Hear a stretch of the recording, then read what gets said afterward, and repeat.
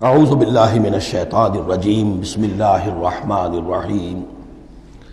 سورہ مائدہ کا یہ 7واں رکوع جو اب ہم پڑھنے لگے ہیں اور جو حسن اتفاق سے 7 ہی آیات پر مشتمل ہے، یہ بھی قرآن حکیم کے بہت اہم مقامات میں سے ہے، اور اس میں بہت سخت تہدید ہے، تنبیہ ہے، دھمکی ہے ان لوگوں کے لیے کہ جو کسی آسمانی شریعت پر ایمان کے دعوے دار ہوں اور پھر اس کے بجائے کسی اور قانون کے اوپر اپنی زندگی گزار رہے ہوں۔ قرآن حکیم میں عام طور پر، جیسا کہ میں مختلف مواقع پر نوٹ بھی کراتا رہا ہوں، طویل صورتوں میں کہیں تو 3 آیتوں کے چھوٹے گروپ آپ کو ملیں گے جو بہت جامع ہیں، جیسے سورہ آل عمران کی آیات 102، 103، 104 نہایت جامع ہیں۔ اسی طریقے سے ابھی سورہ مائدہ کے اندر بھی ایک اور مقام آئے گا 3 آیات پر مشتمل، نہایت جامع۔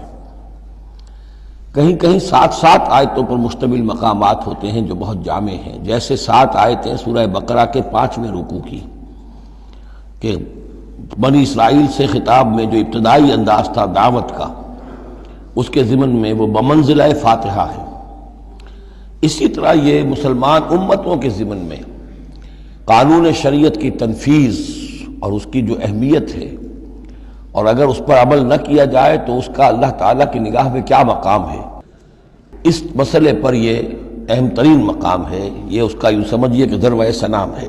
انا انزلنا التوراۃ، ہم نے ہی نازل فرمائی تھی تورات، فیہا ھدی و نور، اس میں ہدایت بھی تھی، نور بھی تھا۔ یحکم بہا النبیون، اس کی بدولت یا اس کے ذریعے سے فیصلہ کرتے تھے انبیاء کرام، الذین اسلموا، ظاہر بات ہے وہ تمام جو انبیاء کرام تھے وہ خود بھی اللہ کے فرما بردار تھے۔ للذین ہادوا، ان لوگوں کے درمیان کہ جو یہودی ہوئے، یعنی یہودیوں کے لیے یہ شریعت تھی تورات، اور انبیاء کرام، جیسا کہ میں نے حدیث آپ کو سنائی ہے، کانت بنی اسرائیل تسوسہم الانبیاء، کہ بنی اسرائیل کی سیاست اور حکومت کا معاملہ جو ہے، انتظام و انصرام انبیاء کے ہاتھ میں ہوتا تھا، تو ظاہر بات ہے وہی فیصلے کرتے تھے۔ یحکم بہا النبیون الذین اسلموا، فیصلے کرتے تھے ان کے ذریعے سے وہ انبیاء کے جو خود اللہ کے فرما بردار تھے یہودیوں کے معاملات میں، اور فیصلے کرتے تھے والربانیون، اور جو ان میں درویش ہوتے تھے، اللہ والے ہوتے تھے، علماء ہوتے تھے، علماء حق، والاحبار، اور علماء، ربانیون کہنا چاہیے زیادہ، اللہ والے، یعنی جو صوفیہ ہمارے ہاں مثلا اولیاء اللہ، اور احبار علماء کے لیے ہے۔ بما استحفظوا من کتاب اللہ، بسبب اس کے کہ ان کو نگران بنایا گیا تھا، ان سے حفاظت طلب کی گئی تھی اللہ کی کتاب کی، یعنی اللہ کی کتاب کی حفاظت کا ذمہ دار بنایا گیا تھا علماء کو کہ تمہیں اس کی حفاظت کرنی ہے۔ وَكَانُوا عَلَيْهِ شُهَدَاءَ، اور وہ اس پر گواہ تھے۔ فَلَا تَخْشَوُا النَّاسَ وَاخْشَوْنِی، تو ان سے کہہ دیا گیا تھا کہ تم اللہ سے مت ڈرو، مجھ سے ڈرو، تم لوگوں سے مت ڈرو، مجھ سے ڈرو۔ وَلَا تَشْتَرُوا بِآیَاتِی ثَمَنًا قَلِیلًا، اور میری آیات کو حقیر سی قیمتوں پر فروخت نہ کرو، یعنی تورات ہے، اس کا قانون ہے، اس کے مطابق فیصلے کرو، لوگوں کو پسند ہو یا ناپسند ہو، اس سے بالکل تمہارا کوئی سروکار نہیں ہونا چاہیے، تمہیں تو دیکھنا چاہیے کہ حق کیا ہے۔ اب آ رہی ہے وہ کانٹے والی بات، وَمَن لَّمْ يَحْكُم بِمَا أَنزَلَ اللَّهُ فَأُولَٰئِكَ هُمُ الْكَافِرُونَ، اور جو اللہ کی اتاری ہوئی شریعت اور قواعد و ضوابط کے مطابق فیصلے نہیں کرتے وہی تو کافر ہیں۔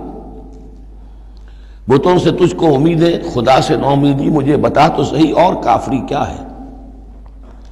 وَكَتَبْنَا عَلَيْهِمْ، اور ہم نے لکھ دیا تھا ان کے ذمے، واجب کر دیا تھا ان پر، فیہا، اس کتاب میں، تورات میں، ان نفس بالنفس، کہ جان کے بدلے جان ہوگی، والعین بالعین، آنکھ کے بدلے آنکھ، والانف بالانف، ناک کے بدلے ناک، والاذن بالاذن، کان کے بدلے کان، والسن بالسن، دانت کے بدلے دانت، والجروح قصاص، اسی طریقے سے زخموں کا بدلہ بھی ہوگا برابر کا۔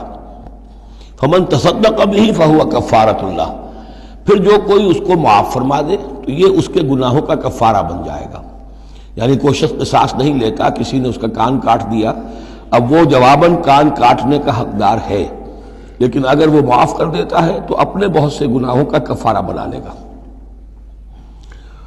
یا یہ کہ وہ شخص جس نے جرم کیا تھا جب اسے معاف کر دیا گیا تو پھر اس کے ذمے سے گناہ جو ہے وہ دھل گیا. وَمَن لَّمْ يَحْكُم بِمَا أَنزَلَ اللَّهُ فَأُولَٰئِكَ هُمُ الظَّالِمُونَ. اب دوسری مرتبہ دہرا کر بات آئی، اور جو فیصلہ نہیں کرتے اللہ کی اتاری ہوئی شریعت کے مطابق تو وہی تو ظالم ہے. اور ظالم یہاں بمعنی مشرک. ان الشرک لظلم عظیم. ایک قانون اللہ کا ہے، ایک قانون انسانوں کا ہے، ایک رواج کا ہے، ایک رومن لا ہے، ایک فلاں ہے، ایک پاکستانی قانون ہے. اب آپ فیصلے کس کے تحت کر رہے ہیں؟ اللہ کے قانون کے تحت یا کسی اور کے تحت؟ گویا کہ اب آپ نے اللہ کے قانون کے ساتھ ساتھ کسی اور کے قانون کو مان لیا، یہی شرک ہے. صدق اللہ العظیم.